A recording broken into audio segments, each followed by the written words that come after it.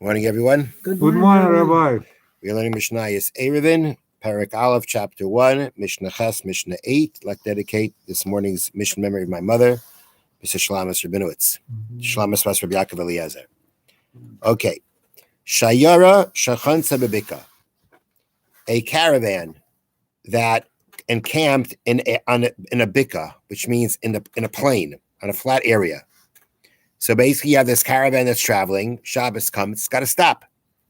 So it stopped. The cases it stops in a bika, they call it a plain.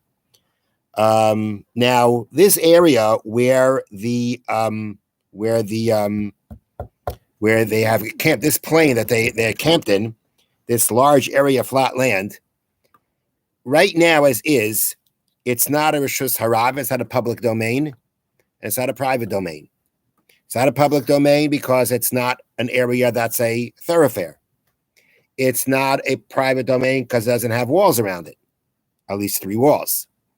At the end of the day, midrabban, according to rabbinic law, you can't carry there if it's not a reshus yachid, if it's not a private domain. Even though it's not a public domain, midaraisa you could carry in this area, but midrabbanan you can't. It's called a carmelis. That's an area that midrabbanan is not a reshus harabim, it's not a reshus yachid, but you can't carry in there.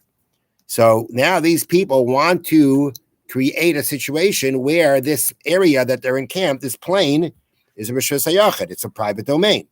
So what do? The kifua b'chlei behema, and they surround the area with animal gear. They take saddles and they take blankets. They start piling it up, and they make a makeshift wall.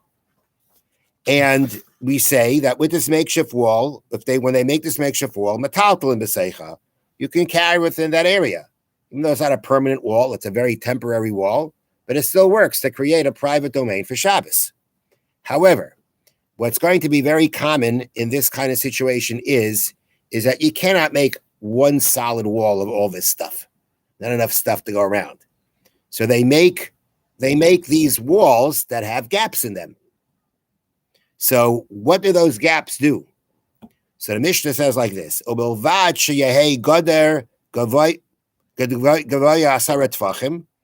need a fence that's 10 tvachim high, meaning whatever part you're piling up to make your wall, it's got to be at least 10 tvachim high. That's the minimum size of any halachic partition. You cannot have the open spaces more than the closed spaces, meaning if you take a side, right, you have to look at the gaps. If the width of the gaps altogether in that side is greater than the width of the closed area, then it's not a good wall. It's not a good wall. You have to make sure that you have at least half and half or more of the closed area. So you got this. So they're trying to make a reshus hayachid. You got 3 walls to make the reshus hayachid daraisa, right? And one wall has these. Let's say you have 2 walls are completely closed up. But you got one wall that has these spaces in the wall. So if the total area, the total width altogether of those spaces is more than the total width of the closed spaces, I don't have a good wall anymore. I don't have a wall. And now I only have 2 full walls. If I only have 2 full walls, I don't have reshus hayachid. So that's what it means. You need that the fence enclosement is going to be at least 10 tvachim high. You cannot have the open spaces totaling more than the closed spaces. Now, kol pirza she kaser amos, any opening that is 10 cubits wide, that's could be anywhere between anywhere between 1.5 feet and 2 feet.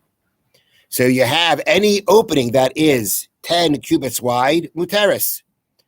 It's permitted to carry still. Because that's considered like an opening. Meaning, you got this wall. One of your walls has an opening. If the opening is so we've been mentioning their openings. Now, how far can this opening be on its own before maybe it itself will now create a problem in the wall? So we say that if the opening is 10 cubits or less, I look at that opening as a doorway. You can't have a walls that are completely enclosed. How are you going to get in from all directions? Rather, you may have one open side, but you want to have accessibility from all sides. So walls are going to have doors in them. They're going to have openings to get in to the area that's enclosed. And therefore, if we look at the opening as a space, rather, as a doorway, as an opening, so then what I have here is a wall with openings, and I have my wall.